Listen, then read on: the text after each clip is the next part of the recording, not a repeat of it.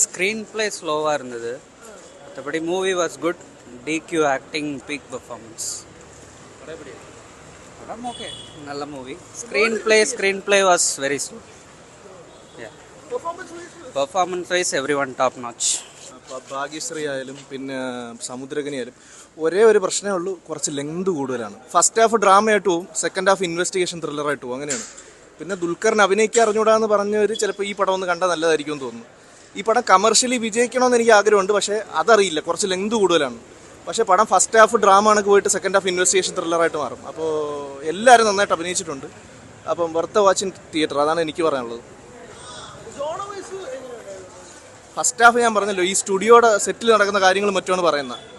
അതൊരു സസ്പെൻസിൽ കൊണ്ട് ഇൻ്റർവെൽ നിർത്തിയിട്ട് സെക്കൻഡ് ഹാഫിൽ അത് ചുരുളഴിക്കുന്നതാണ് റാണ ദഗുപതിയുടെ ക്യാരക്ടർ വഴി. അപ്പോൾ അവിടെ കുറേ കിടിലെ അഭിനയ മുഹൂർത്തങ്ങളും മറ്റുമൊക്കെ കാണിക്കുന്നുണ്ട്. അതൊരു ത്രില്ലർ മോഡിലോട്ടങ്ങ് പോകും. അപ്പോൾ ജനറ ബെൻഡറാണ്. ഇപ്പം ഓൺലൈനിലും മറ്റുമൊക്കെ ലെങ്ത് കൂടുതലെന്നൊരു സാധനം, അത് പ്രീമിയർ ആയിരുന്നു. പക്ഷേ ഈ ലെങ്ത് കൂടുതലെന്നുള്ളൊരു സാധനം 2 മണിക്കൂർ 40 മിനിറ്റ്, അത് മാത്രമാണ് ഒരു നെഗറ്റീവ് ഉള്ള പടം. എനിക്ക് ഭയങ്കരമായിട്ട് വർക്കായി. ഇപ്പം ഞാൻ ജിഗർദണ്ഡ XX ഒക്കെ ഭയങ്കരമായിട്ട് ഇഷ്ടപ്പെട്ട ഒരാളാണ്. അപ്പോൾ എനിക്ക് ഈ ജനറലുള്ള പടങ്ങൾ ഇഷ്ടമാണ് പൊതുവെ. അപ്പോൾ അതുമായിട്ട് വേണമെങ്കിൽ കമ്പയർ ചെയ്യാം. അപ്പോൾ ദുൽഖർ വളരെ നന്നായിട്ട് അഭിനയിച്ചിട്ടുണ്ട്. ദുൽഖർ മാത്രമല്ല, സമുദ്രകനിയും ഭാഗ്യശ്രീ ബോർസയും അതെനിക്ക് അറിഞ്ഞൂടാ, അത് നമ്മളല്ലേ പറയുന്നത്. പക്ഷെ നന്നായിട്ട് അഭിനയിച്ചിട്ടുണ്ട്, അത്ര ഞാൻ പറയും. ഫസ്റ്റ് ഹാഫ് സൂപ്പറാണ്, സെക്കൻഡ് ഹാഫ് ലാഗാണ്. ഇൻവെസ്റ്റിഗേഷൻ കുറച്ച് ഷാർട്ടായി എടുത്തിട്ടുണ്ട്. ഒറിജിനൽ ബൈബാക്ക് ഇതാണല്ല, ഇൻട്രസ്റ്റിംഗ് സ്റ്റോറിலாம் ഉണ്ട്. MKT அவரோட இன்ட்ரெஸ்டிங் ஸ்டோரிலாம் உண்டு. ஆனால் இது ஒரிஜினல் பைப்புக்கு அப்பாற்பட்டு தான் இருக்குது. ஓகே ആണ്. അത് 10/10 ആണ്. പെർഫോമൻസ് വൈസ് ദുൽഖർ നല്ല പെർഫോമൻസ്, എല്ലാവരും നന്നായിട്ടുണ്ട്. ദുൽഖർ, സമുദ്രനി എല്ലാവരും കൊള്ളാം. ടോട്ടലി സ്റ്റോറി ലൈൻ ഒരു ഇൻവെസ്റ്റിഗേഷൻ മോഡാ, മൊത്തത്തിൽ കൊള്ളാം. നല്ലായിരുന്നു. നല്ല ദുൽഖർ നന്നായിട്ട് ചെയ്തിട്ടുണ്ട്. ദുൽഖറുടെ പെർഫോമൻസ് ഭയങ്കര നമുക്ക് ശരിക്കും ഭയങ്കര രോമാഞ്ചമൊക്കെ വന്നു. അപ്പം ഈ കുറേ ബ്ലാക്ക് ആൻഡ് വൈറ്റ് സീൻസും ഇതെല്ലാം ദുൽഖർ നന്നായിട്ട് ചെയ്തിട്ടുണ്ട്. ദുൽഖർ ഭയങ്കര നന്നായിട്ട് ചെയ്തിട്ടുണ്ട് ശരിക്കും. അത് ഭയങ്കര രസമാണ്. കാരണം ശരിക്കും നമുക്ക് ഭയങ്കര ഞെട്ടിപ്പോകും ദുൽഖർ അഭിനയിക്കുന്നത് കാണുമ്പോൾ. അല്ല എനിക്ക് ഫസ്റ്റ് ഹാഫ് എനിക്ക് ഭയങ്കരമായിട്ട് ഇഷ്ടപ്പെട്ടു. സെക്കൻഡ് ഹാഫാണ് എനിക്ക് കുറച്ചും കൂടെ ഇതായിട്ട്. ഫസ്റ്റ് ഹാഫാണ് എനിക്ക് കൂടുതൽ ഇഷ്ടപ്പെട്ടത്. റാണ സെക്കൻഡ് ഹാഫിലാണ് വരുന്നത്. റാണയും നന്നായിട്ട് ചെയ്തിട്ടുണ്ട്. പക്ഷെ എനിക്ക് റാണേനെക്കാട്ടിലും ഇഷ്ടപ്പെട്ട ദുൽഖറിനാണ്. ഒന്നും പറയാനില്ല ബ്രോ, ടിക്കറ്റ് എടുത്ത് നോക്കും. DQ ചക്രവർത്തി ധൈര്യമായിട്ട് വിളിച്ചോളൂ. ടിക്കറ്റ് എടുത്തത് വർത്തായിട്ടുണ്ട്. കൊള്ളാം ബ്രോ, പടത്തിലെ പെർഫോമൻസ് കൊള്ളാം. പ്രത്യേകിച്ച് ദുൽഖറിന്റെ ആക്ടിങ് ഒക്കെ ലൈക്ക് നമ്മൾ എന്ത് പറയാൻ, ട്രെയിലറിൽ കണ്ട അതേ ഇത് തന്നെ, അതൊക്കെ നമുക്ക് രോമാഞ്ചമാണ്. പക്ഷെ ഡ്യൂറേഷൻ കുറച്ച് കൂടിപ്പോയോ എന്നൊരു സംശയം. 3 മണിക്കൂർ അടുപ്പിച്ചൊരു ചെറിയൊരു പ്രശ്നമായിരുന്നു. പക്ഷെ പെർഫോമൻസ് വൈസ് നമുക്കൊന്നും പറയാനൊന്നുമില്ല.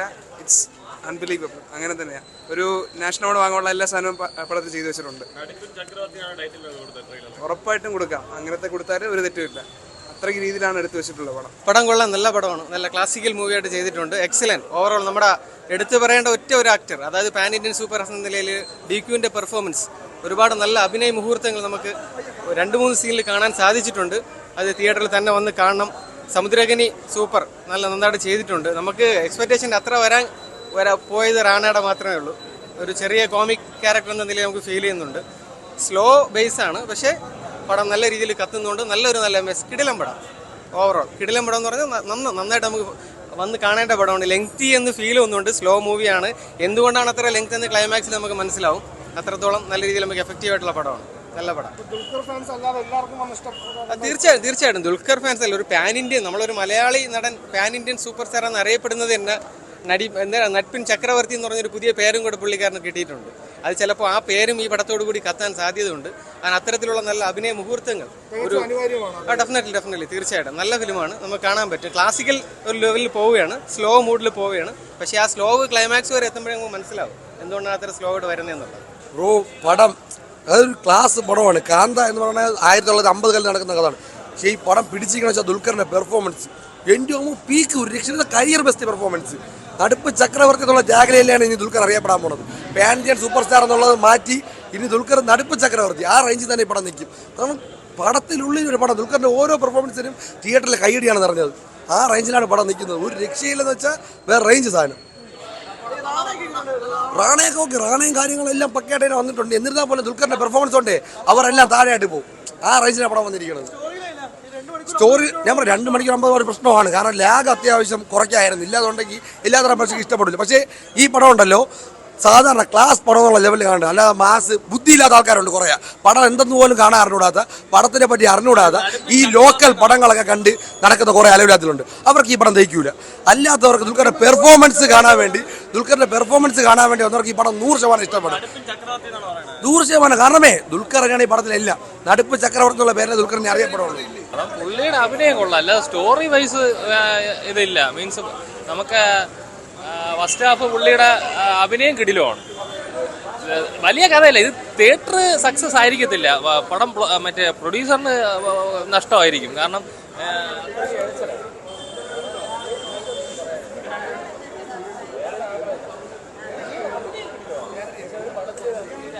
മാത്രം നമുക്ക് ഇത് ചെയ്യാൻ പറ്റില്ല.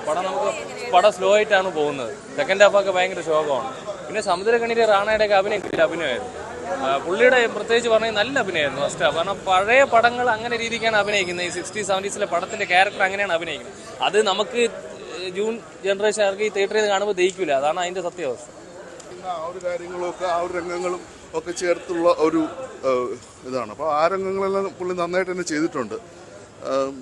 ജസ്റ്റ് ഒരു ഡ്രമാറ്റിക് ആയിട്ടുള്ള കുറേ സീക്വൻസും കാര്യങ്ങളും സീനുകളും അതൊക്കെ ഉണ്ട്. അപ്പോൾ അങ്ങനത്തെ രീതിയിലാണ് നമുക്കറിയാമല്ലോ. അപ്പം ഒരു റെട്രോ മോഡിൽ അങ്ങനെ പോകുമ്പം ആ ഒരു കാലഘട്ടത്തിൽ കുറച്ച് ഇന്ന് നമ്മൾ കാണുമ്പോഴത്തേക്കും കുറച്ച് ഡ്രമാറ്റിക് ആയിട്ടൊക്കെ തോന്നിയേക്കാം. അപ്പോൾ ആ ഒരു ഇതെല്ലാം പിടിച്ചിട്ട് അദ്ദേഹം നല്ല രീതിയിൽ തന്നെ ചെയ്തിട്ടുണ്ട്. ഭാഗ്യശ്രീ തന്നെ അവരുടെ ഒരു ഇൻ്റർവ്യൂവിൽ റീസെൻ്റ്ലി പറഞ്ഞിരുന്നു. കാരണം ഈ ഒരു സിനിമയിലൂടെ തന്നെ അവർ നല്ല രീതിയിൽ അവരുടെ ഒരു മാർക്ക് സിനിമ ഇൻഡസ്ട്രിയിൽ ചെയ്യുന്നു. കാരണം അവർ നല്ല രീതിയിൽ തന്നെ അവരുടെ രംഗങ്ങളെല്ലാം ചെയ്തിട്ടുണ്ട്. കാരണം ഇങ്ങനത്തെ ഒരു പ്രമേയത്തിൽ കുറേ സിനിമകൾ നമ്മൾ ഓൾറെഡി കണ്ടിട്ടുണ്ടെങ്കിലും കാരണം നമുക്കറിയാം ഓക്കെ അന്നത്തെ കാലഘട്ടത്തിനെ പ്രതിനിധീകരിക്കാൻ വേണ്ടിയിട്ട് അങ്ങനെയൊക്കെയാണ് അവരുടെ എക്സ്പ്രഷൻ വരുന്നത്. അപ്പോൾ കൂടുതലും അന്ന് നമ്മൾ ക്ലോസപ്പ് ഷോട്ടിലാണെങ്കിൽ ഇന്ന് ഇത് വരണം.